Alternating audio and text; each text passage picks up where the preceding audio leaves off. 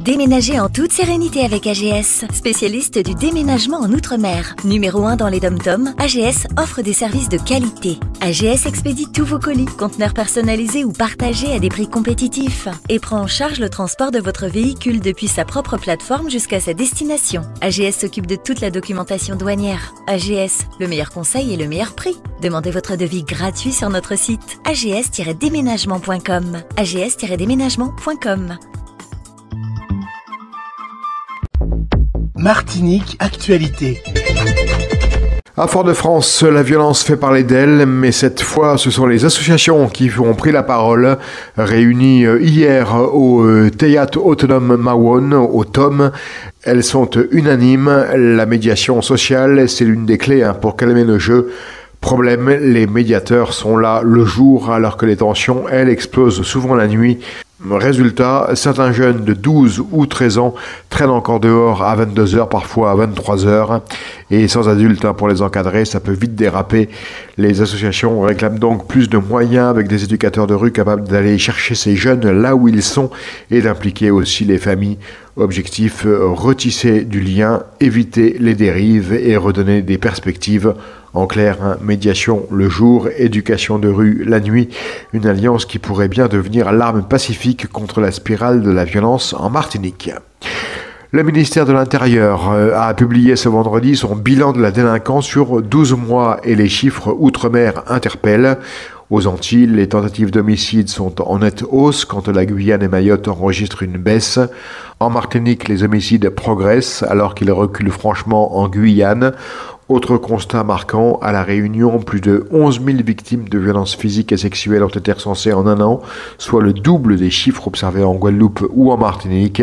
Côté cambriolage et vol, les tendances varient d'un territoire à l'autre. Recul en Guyane et à Mayotte, mais légère hausse en Guadeloupe. Enfin, la lutte contre les stupéfiants reste très active, plus 14% de mise en cause pour trafic, plus 9% pour usage. Une augmentation expliquée en partie par le contexte des Jeux Olympiques, même si aux Antilles et en Guyane, ces chiffres ne disent pas tout de leur rôle central dans les routes de la drogue. Le Premier ministre Sébastien Lecornu fixe le cap économique et social dans un entretien aux Parisiens. Il a fermé la porte à 3 propositions qui font débat. Pas de taxe Zuckman sur les grandes fortunes, pas de retour de l'ISF et pas de suspension de la réforme des retraites. Lecornu reconnaît pourtant que les Français réclament plus de justice fiscale, mais il estime que ces mesures ne sont pas les bonnes réponses. Objectif affiché, ramener le déficit public à 4,7% du PIB en 2026, puis 3% en 2029, sans pour autant préparer, dit-il, un budget d'austérité.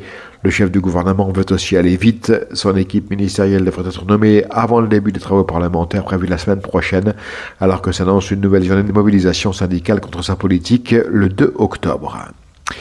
Les postiers du Marin, toujours mobilisés, malgré une réunion hier avec la direction et même la grande patronne de la Poste en Martinique, le dialogue a tourné court. Les syndicats attendaient des réponses claires sur l'avenir des facteurs dont les tournées disparaissent, mais visiblement, la directrice n'avait pas la notice de son chef de projet, resté bien au chaud dans l'Hexagone. Résultat, nouvelle réunion promise en visio. Pendant ce temps, la grève s'étend, perturbation du courrier aux marins, mais aussi à Fort-de-France, où la poste a été bloquée ce matin, rue de la Liberté. Et les syndicats préviennent, si la réorganisation se généralise, c'est une pluie de tournées et donc d'emplois qui risque de disparaître. Affaire à suivre, ou plutôt à livrer. Rendez-vous ce samedi 27 septembre, demain, au Jardin du Gros Morne, pour une conférence pas comme les autres. De 10h à 13h, il sera question des morsures de serpents et de leur prise en charge. Des experts du CHU de Martinique présenteront les protocoles médicaux, mais aussi les vertus de certaines plantes médicinales locales et venues d'ailleurs. Des chasseurs de serpents viendront également partager leur expérience du terrain. L'objectif, sensibiliser le grand public et donner les bons réflexes face à ce type d'accidents rares, mais parfois graves. On parle sport et football à présent. 3e journée de Régional 1 ce week-end en Martinique et déjà des chocs qui sentent la poudre. L'affiche du soir, RC Saint-Joseph contre la Samaritaine, duel de leader. D'un côté, la meilleure défense du championnat, 0 but encaissé, et de l'autre, la meilleure attaque avec 7 réalisations. Autant dire que ça promet des étincelles et peut-être un premier tournant dans la course au titre. Le club franciscain n'est pas en reste, un déplacement piégeux au club colonial où une victoire pourrait lui ouvrir la première place. Mais si sa bataille en haut, ça chauffe aussi en bas. L'Aiglon, déjà de lourdes défaites, joue gros contre Trenel et l'Espoir affronte l'US Robert dans un match de survie, malheureux vaincu. Bref, que ce soit en haut ou en bas du tableau, cette troisième journée pourrait bien rebattre toutes les cartes. Coup d'envoi des principaux matchs ce soir à 20h. Avis aux fans de foot, le rendez-vous est pris. Le 31 octobre à 18h, le stade Pierre-Licard vibrera pour un match de gala exceptionnel. Ronaldinho, oui, le magicien brésilien sera sur la pelouse, entouré de ses amis footballeurs internationaux. En face, une sélection des plus grandes gloires du football martiniquais. Un spectacle unique, une soirée historique à ne surtout pas manquer. Les places sont déjà en vente, alors à vos réservations. Direction à présent la région Centre-Val de Loire pour Simon Jean-Joseph. Le pilote martiniquais est au départ du rallye Cœur de France ce week-end. Particularité, il sera au volant d'une toute nouvelle Porsche 992 Rallye préparée par l'équipe Cosson Sports Events. Un vrai bolide pour un circuit réputé coriace.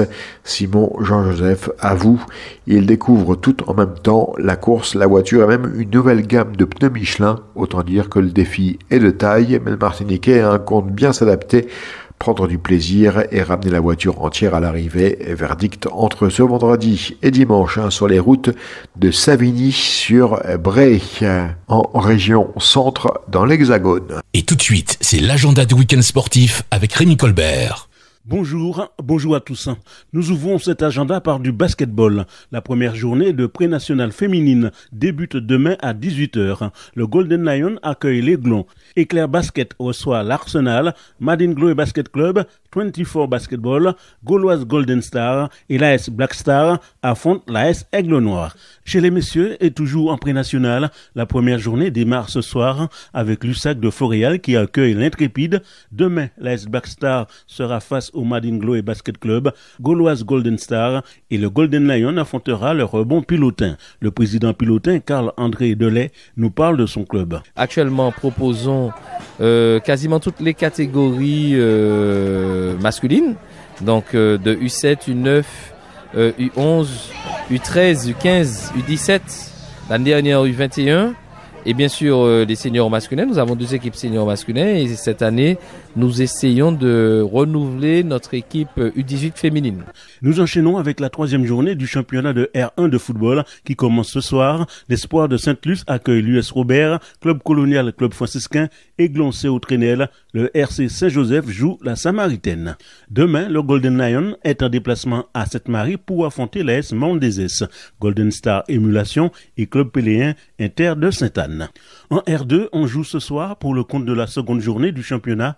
Dans le groupe A, l'Éclair reçoit l'US Diamantinoise et le Futsal Académie Martinique accueille le New Club.